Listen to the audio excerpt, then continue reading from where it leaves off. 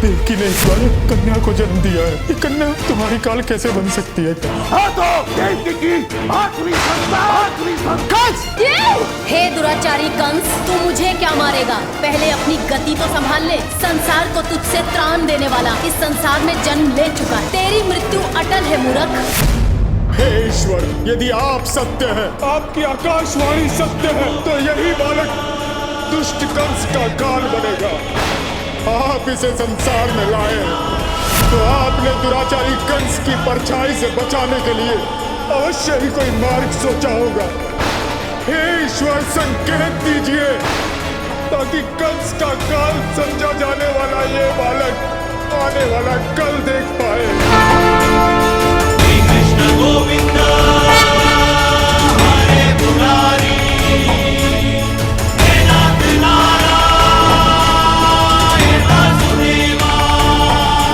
अवश्य ये बालक कंस का काल है वासुदेव, परंतु इस लक्ष्य को प्राप्त करने के लिए प्रारंभिक मार्ग तुम्हें बनाना पड़ेगा। तुम्हें अति शीघ्र इस बालक को कारवार से निकालकर यमुना नदी के पार गोकुल पहुंचाना है।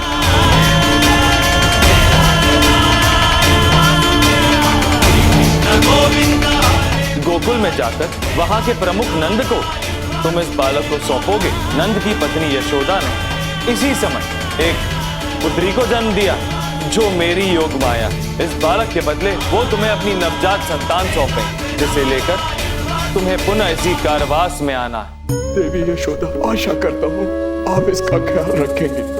आज से संसार इसे आपके नाम से जानेगा। क्षमा करना देवी यशोदा, विधाता ने यह खेल किसी महान उद्देश्य से रचा है। जिस प्रकार उसने मुझे और देवकी को चुना है, उसी प्रकार आपको भी चुना है। आपको कदाचित पता नहीं चलेगा कि मैं अपने पुत्र को यहाँ छोड़कर आपकी पुत्री ले जा रहा हूँ।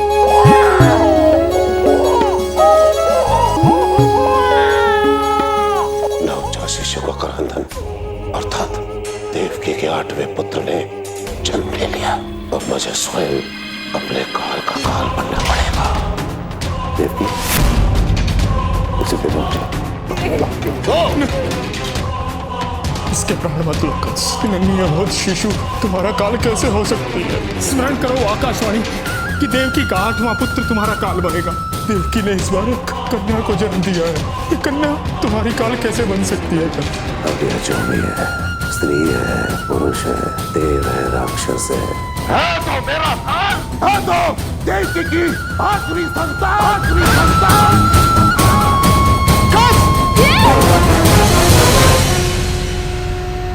हे दुराचारी कंस, तू मुझे क्या मारेगा?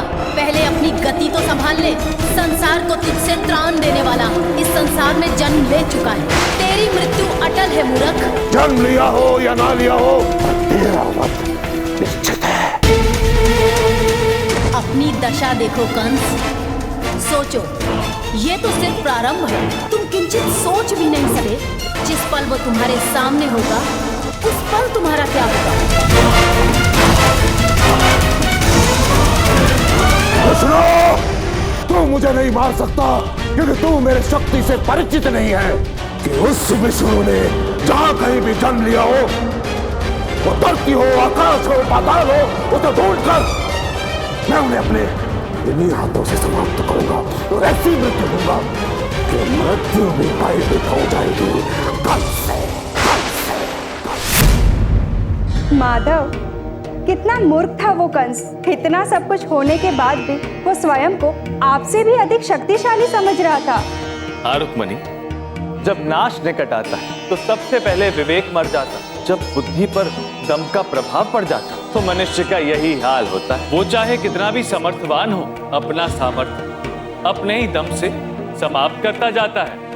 आर्या, मुझे ये बताइए, यमुना के उस पार गोकुल में जब नंद बाबा को पुत्र होने का संदेशा मिला तब क्या हुआ? क्या होना था पूछो ही मत रुक्मणी। नंद बाबा, आपके यहाँ लल्ला हुआ है, लल्ला।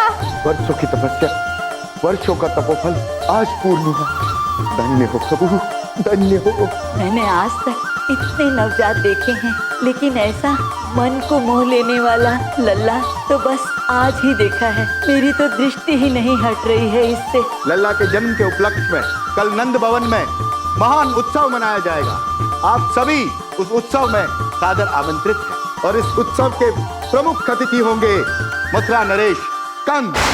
कंस कंस वहां नंद बाबा कंस को निमंत्रण देने के लिए मथुरा की ओर निकले और यहाँ गोकुल में मेरे जन्मोत्सव की तैयारियां प्रारंभ हो गई। बाबा गए हैं कंस को निमंत्रण देने। वो अब मुझे मारने का प्रयत्न करेगा। संपूर्ण सेना लेकर जाओ और फैल जाओ संपूर्ण राज्य में। और पिछले 10 दिनों में जितने शिशुओं ने यहाँ जन्म लिया उन सबको लेकर आओ। उनमें से कोई एक मेरा काल अवश्य होगा। मैं सबको अपने ही हाथों से मारूंगा, अर्थात मेरा काल भी उसी में समाप्त हो जाएगा। कंस के अत्याचारी सैनिकों ने मथुरा और मथुरा के आसपास के गांव में नन्हे शियों के रक्त से यमुना के जल को लाल कर दिया। मथुरा के आसपास के गांव में उत्पात मचाने के पश्चात कंस के सैनिक गोकुल की ओर बढ़ रहे थे और आने वाले संकट से अनजान गोकुलवासी मेरे जन्म के अन्नादोत्सव में लीन थे और नंद बाबा गोकुल वासियों को कंस के इस विध्वंस से छिटाने के लिए शीघ्र गोकुल आने का प्रयास कर रहे थे। अनर्थ हो गया। सैनिकों ने हमारे घर में आग लगा दी। पूरा गांव जल रहा है। पूरा गांव जल रहा है। यशोदा, लल्ला, आप लोग सब ठीक हो? यशोदा, लल्ला मुझे दे दो। ये सब क्या हो रहा है? कैसा संकट आ गया है गोकुल पर? ये सब उस कंस के आदेश पे हो रहा है यशोदा। उसने मेरे सामने अपने सैनिकों को आदेश दिया कि पिछले 10 दिन में जितने भी शिशु पैदा हुए हैं उन सबको मृत्यु के घाट उतारा।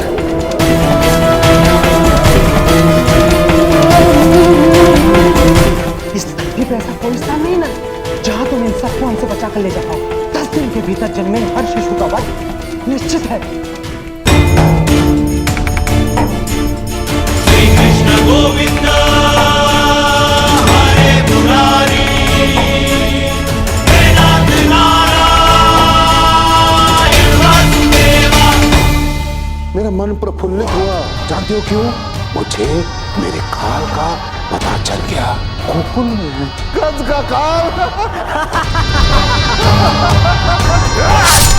मायावी का सामना तो मायावी करेगी। मथुरा नरेश कंस आदेश दें।